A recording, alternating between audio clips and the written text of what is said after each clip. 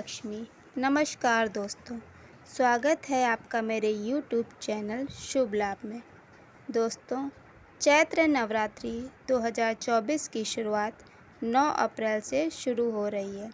नवरात्रि के पहले दिन घट स्थापना का क्या महत्व है और इससे क्या लाभ भक्तों को प्राप्त हो सकते हैं, इसके बारे में आज मैं आपको बताऊंगी। नवरात्रि के पहले दिन भक्त माता की पूजा आराधना और व्रत रखने से पहले कलश स्थापित करते हैं।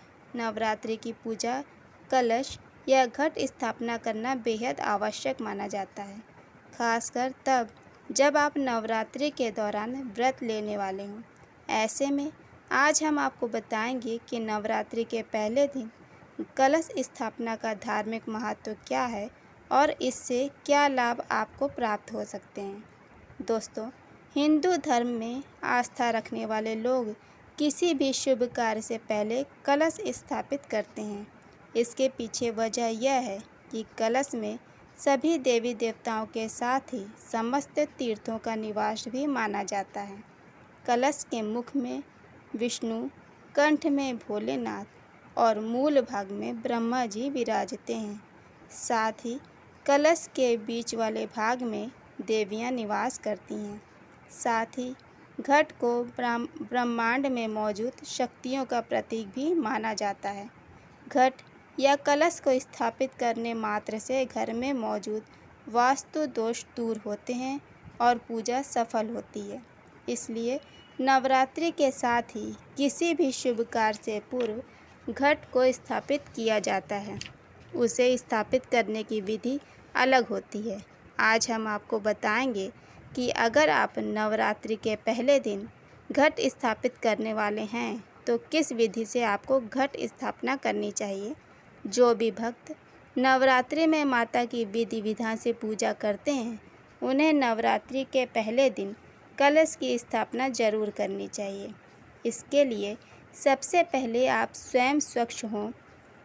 उसके बाद जहां आप कलश स्थापित करने वाले हैं, उस जगह को साफ करके सबसे पहले गंगा जल वहाँ छिड़कना चाहिए। फिर कलश में जल भरकर उसके मुख पर अशोक या आम के पत्ते लगाने चाहिए और उसके बाद नारियल पर लाल कपड़ा लपेटकर और उसे कलावे से बांधकर कलश के मुख पर रखना चाहिए।